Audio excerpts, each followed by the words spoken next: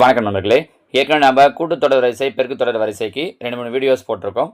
அது மட்டும் இல்லாமல் 2023 டிஎன்பிஎஸ்சியில் கேட்ட எல்லா கொஷின்ஸில் இருந்தும் ஏபிஜிபி டாபிக் எடுத்து தனித்தனியாகவே அந்த கொஷின்ஸை போட்டு எக்ஸ்பிளைன் பண்ணியிருக்கோம். அதே மாதிரி அதனுடைய தொடர்ச்சியாக 2022 கேட்ட எல்லா டிஎன்பிஎஸ்சி எக்ஸாம்ஸ்லையும் இருந்து ஏபிஜிபி கொஷின்ஸை மட்டும் தனியாக எடுத்து தான் நம்ம அடுத்தடுத்து உங்களுக்கு சொல்ல போகிறோம். இப்போ அதில் ஃபஸ்ட்டு கொஷின் பாருங்கள். X equal to -1 power 1 plus -1 power 2 plus -1 power 3 plus -1 power 4 plus அன்சோவான் 25 உறுப்புகள். y equal to -1 power 1 minus -1 power 2 plus -1 power 3 minus -1 power 4 plus அன்சோவான் 25 உறுப்புகள் எனில் x square plus y square என்பது. இதில் முதல்ல எக்ஸ் ஸ்கொயர் ப்ளஸ் ஒய் ஸ்கொயர்னு கேட்டிருக்காங்க. ஒரு நம்பரை ஸ்கொயர் பண்ணி அதே மாதிரி இன்னொரு நம்பரை ஸ்கொயர் பண்ணி ஆட் பண்ணுறோம். எப்படி இருந்தாலும் 2 நம்பரை ஸ்கொயர் பண்ணி ஆட் பண்ணும்போது வர நம்பர் கண்டிப்பாக என்னவாக தான் இருக்கும் அப்படின்னா ப்ளஸ்ஸாக தான் இருக்கும். ஸோ கண்டிப்பாக எந்தெந்த ஆன்சர் வராது அப்படின்னா மைனஸில் இருக்கிற இந்த 2 ஆன்சர் வராது. முதல் நம்ம அந்த முடிவுக்கு வந்துடுவோம், சரிங்களா? ஏன்னா கொஷின் என்னன்னே புரியலனா கூட அவங்க கேட்டிருக்கிறதுலேருந்து இந்த மாதிரியான சின்ன சின்ன விஷயங்கள் நம்ம டிஃபைன் பண்ணிட்டோம் அப்படின்னா ரொம்ப ஈஸியாக ஆன்சரை சூஸ் பண்ணிடலாம். ஓகே, இது ஃபஸ்ட்டு விஷயம். அடுத்தது வாங்க ஆன்சருக்கு எப்படி பண்ணுறது அப்படின்னா, இப்போ இங்கே பாருங்கள், -1 பவர் 1 மைனஸோட பவரில் ஆட் நம்பர் இருந்துச்சுன்னா மைனஸ், ஈவன் நம்பர் இருந்துச்சுன்னா ப்ளஸ். அதாவது ஒற்றைப்படை எண் இருந்துச்சு பவர்லனா மைனஸ் வந்துடும், இரட்டைப்படை எண் இருந்துச்சுன்னா ப்ளஸ் வந்துடும். அப்போ இங்கே பாருங்கள் -1 பவர் 2, அப்போ இது ப்ளஸ் ஆகிடும். ஸோ +1.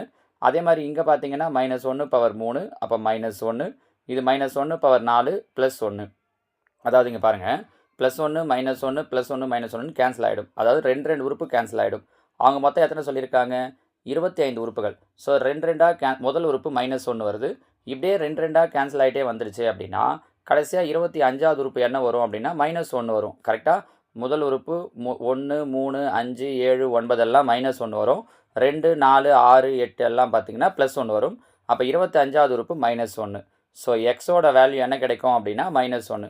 அவங்க சொல்லியிருக்கிறது படி -1 ஸ்கொயர் பண்ணணும். ப்ளஸ் அடுத்து ஒய் இங்கே வாங்க, -1 பவர் 1னா -1, -1 பவர் 2 அப்படின்னா +1, ஆனால் முன்னாடி மைனஸ் இருக்கிறதால -1. இங்கே -1 பவர் 3னா -1, முன்னாடி ப்ளஸ் இருக்கிறதால ப்ளஸ் இன்ட்டு மைனஸ் -1. ஸோ எல்லாமே அதில் என்ன வருதுன்னா -1 -1ன்ட்டு மொத்தம் எத்தனை சொல்லியிருக்காங்க? 25. 1 1 1 25 1 கூட்டினா என்ன வரும்? 25. எல்லாத்துலேயுமே மைனஸ் இருக்கிறதால -25. ஸோ ஒய்யோட வேல்யூ -25 ஸ்கொயர் பண்ண சொல்லியிருக்கிறதால ஸ்கொயர் பண்ணுறோம். இது ரெண்டும் புரியுதா? இதுக்கு எப்படி -1 வருது, இதுக்கு 25 வருதுன்ட்டு -1 ஸ்கொயர் பண்ணால் +1, ஏன்னா மைனஸ் ஸ்கொயர் பண்ணால் ப்ளஸ் ஆகிடும். மைனஸ் ஸ்கொயர் பண்ணால் ப்ளஸ், 25 ஸ்கொயர் பண்ணோன்னா 625. அப்போ 1ஐயும் 625 கூட்டினோம் அப்படின்னா 626. ஆப்ஷன் சி, சரிங்களா? அடுத்ததா கேள்வி எண் 2. How many terms of the AP 1 + 4 + 16 + and so on make the sum 1365. அதாவது 1 4 16 அப்படின்ற தொடர்வரிசையில் எத்தனை உறுப்புகளை கூட்டினா 1365 கிடைக்கும்னு கேட்குறாங்க. இங்கே பாருங்கள், முதல் நம்பர் 1, அடுத்த நம்பர் என்ன கொடுத்துருக்காங்க? 4, அடுத்த நம்பர் 16. என்ன பண்ணியிருக்காங்கன்னு தெரியுதா? ஒரு நாள் 4 நாங்கள் 16 4ஆல் பெருக்கியிருக்காங்க. அப்போ 16 4ஆல் பெருக்குனிங்கன்னா 64, 64 4ஆல் பெருக்கணும் அப்படின்னா 256. இதெல்லாத்தையும் கூட்டினா 1365 வருமானு பார்க்குறோம். வராது, கம்மியாக தான் இருக்குது. மறுபடியும் இதை 4ஆல் பெருக்கணும். 4ஆல் பெருக்கணுன்னா 1024. இதை கூட்டி பார்க்குறோம், கண்டிப்பாக வரும். எப்படி சொல்கிறோம் இவ்வளோ சாலிடானா? நீங்கள் திரும்ப இதை 4ஆல் பெருக்குனா 4000 சில்லரை வந்துடும். 1000 4ஆல் பெருக்குனா. ஆனால் அவங்க கூட்டினா வர்றதே 1365 தான் வரணும்னு சொல்கிறாங்க. அப்போ கண்டிப்பாக இதுக்கு அடுத்த நம்பர் போட்டோம்னா ரொம்ப அதிகமாகிடும். இது மொத்தத்தையும் நம்ம கூட்டி கூட பார்க்க வேண்டாம். அழகாக இந்த ட்ரிக் தெரிஞ்சுன்னா இந்த இடத்துலையே சொல்லலாம். மொத்தம் எத்தனை நம்பர் சொல்லியிருக்கோன்னு பாருங்கள். 1 2 3 4 5 6. ஸோ எத்தனை நம்பரை கூட்டினா 1365 வருதுன்னா 6 number. So answer option B 6. நீங்கள் வேணால் கூட்டி பாருங்கள், உங்களுக்கு கரெக்டாக அந்த 1365ன்றது வரும். புரியுதுங்களா? இவ்வளோ தான். இது நம்ம ஃபார்முலாவாக போனோன்னா இதுக்கு ஃபார்முலாலாம் இருக்குது. ஃபார்முலாலாம் போட்டிங்கன்னா ரொம்ப பெருசாக போகும். இப்போ நம்ம சொன்ன ஐடியா தான் உங்களுக்கு ஈஸி, சரிங்களா? 3வது கேள்வி பாருங்கள். The ratio of 10th and 14th term of an AP is 8:11. Then the ratio of 6th term to 16th term, அதாவது 10வது 14வது உறுப்புக்கான ரேஷியோ சொல்லிட்டாங்க. டிஎன்னுக்கான ஃபார்முலா எங்கே தெரியணும்? டிஎன்னுக்கான ஃபார்முலா என்னென்னா T N equal to A + n-1 into டிங்கிறது தான் டிஎன்னுக்கான ஃபார்முலா. அப்போது 10வது உறுப்பு எண்ணுக்கு பதில் 10ன்னு போட்டோன்னா 10 - 1 9. ஸோ A + 9D விகிதம் கொடுத்துருக்கிறதால பையில் போட்டுக்கிறோம். பை 14வது உறுப்பு. அப்போ A + 14ல் 1 போயிடுச்சுன்னா 13D. இந்த ரேஷியோ தான் எவ்வளோ சொல்லியிருக்காங்க அப்படின்னா 8:11 8/11 குறுக்கு பெருக்கல் செய்யலாம். இந்த 11 இங்கே கொண்டு வாங்க, இதை இங்கே கொண்டு வாங்க. அப்போது 11A ப்ளஸ் 9 11 99D ஈக்குவல் இந்த 8 இதை கொண்டு வரோம். 8 × A 8A ப்ளஸ் 13 × 8 13 8 பெருக்கிறோம் அப்படின்னா 104D. ஏவெல்லாம் ஒரு சைடு, டி எல்லாம் ஒரு சைடு கொண்டு வாங்க. ப்ளஸ் 8A இங்கே வந்தால் மைனஸ் 8A. 11 8 போயிடுச்சு அப்படின்னா 3A. அதே மாதிரி ப்ளஸ் 99 இங்கே வந்தால் மைனஸ் 99. 104 99 போயிடுச்சுன்னா 5D. ஸோ 3Aவோட வேல்யூ 5D, இல்லாட்டி 5Dயோட வேல்யூ 3A. இது இருக்கட்டும். இப்போ அவங்க கொஸ்டின் என்ன கேட்டிருக்காங்கன்னா 6th 16th 6வது 16வது 6வது உறுப்பு எப்படி எழுதலாம்? A ப்ளஸ் 6ல் 1 போயிடுச்சு அப்படின்னா 5D, ஏன்னா n-1 பை 16 A ப்ளஸ் 16ல் 1 போயிடுச்சு அப்படின்னா 15D. கரெக்டாக? இங்கே பாருங்கள், A அப்படியே இருக்கட்டும். 5D நம்ம ஏற்கனவே 5Dக்கு என்ன வேல்யூ சொல்லியிருக்கோம்? 3A. அப்போ A plus 3A by A plus 5Dக்கு 3Aனா 15D, அதை விட 3 மடங்கு. அப்போ 3 என்னவாயிடும்? 9Aன்னு ஆகிடும். புரியுதான்னு பாருங்கம்மா. 5Aவோட வேல்யூ 5Dயோட வேல்யூ 3A. அப்போ 15Dனா 5 15. அப்போ 3 9A. இங்கே பாருங்கள், இது 1A plus 3A. 1Aவையும் 3Aவையும் கூட்டினோன்னா 4A. By கீழே பாருங்கள், 1A ப்ளஸ் 9A கூட்டினோம் அப்படின்னா 10A. என்னவாயிடும்? ஏ கேன்சல் ஆகிடும். ரெண்டாம் வாய்ப்பாடு 2 4 I2 10.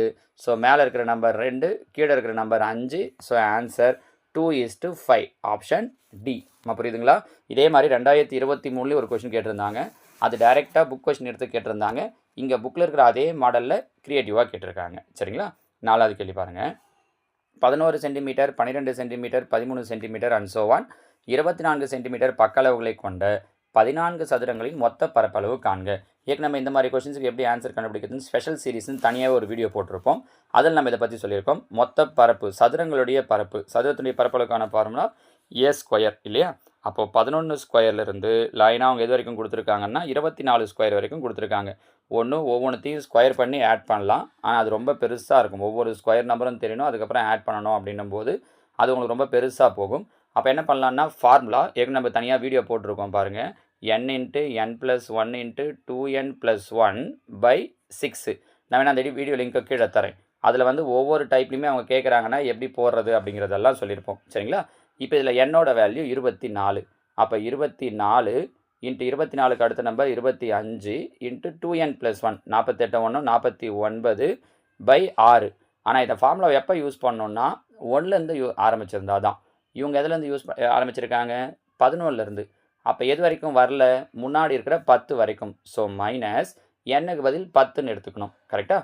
ஏன்னா இதுக்கு முன்னாடி இருக்கிற நம்பர் 10 வரைக்கும் வரல, நமக்கு 11லேருந்து தான் தேவைன்றதால 10 வரைக்கும் மைனஸ் பண்ணிடுறோம். அப்போ என்னோட வேல்யூ மறுபடியும் 10 × 10 + 1 11 × 10 21 21 பை 6. கேன்சல் பண்ணலாம் பாருங்கள். 1 6 4 24. இங்கே அதே மாதிரி 3 2 6 I2 10 1 3 3 7 3 21. ஸோ 4 × 25 100 × 49 அப்படின்னா 4900. இங்கே பார்த்தீங்கன்னா I7 35 × 11 அப்படின்னா 385.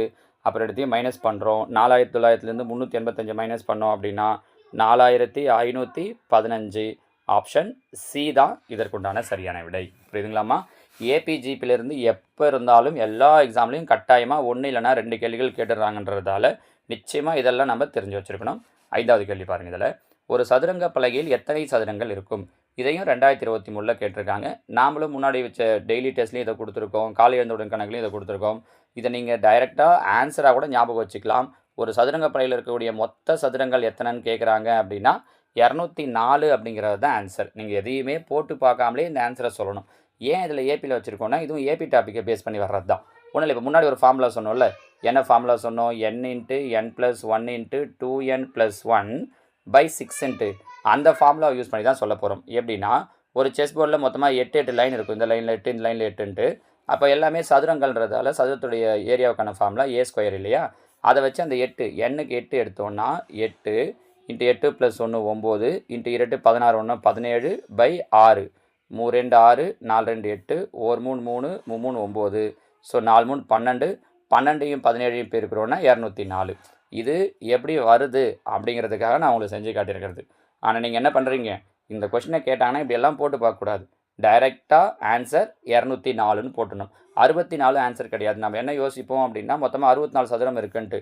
ஆனால் இந்த கொஞ்சம் பெரிய பெரிய சதுரத்துலாம் சேர்த்திங்க அப்படின்னா மொத்தமாக எத்தனை சதுரம் வரும் அப்படின்னா 204 சதுரங்கள் வரும். சரிங்களாமா? ஏபிஜிபியில் இன்னும் நிறைய கொஷின்ஸ் கேட்டிருக்காங்க. நான் உங்களுக்கு அடுத்தடுத்த வீடியோவில் இந்த மாதிரி 5 கொஷினாக பிரித்து சொல்கிறேன். இந்த கொஷின்ஸை எழுதி வச்சுக்கிட்டு ப்ராக்டிஸ் பண்ணிங்க அப்படின்னா அடுத்ததான் நீங்கள் எழுத போகிற எல்லா டிஎன்பிஎஸ்சி எக்ஸாமுக்குமே உங்களுக்கு யூஸ் ஆகும். ஓகேவா? தேங்க்யூ.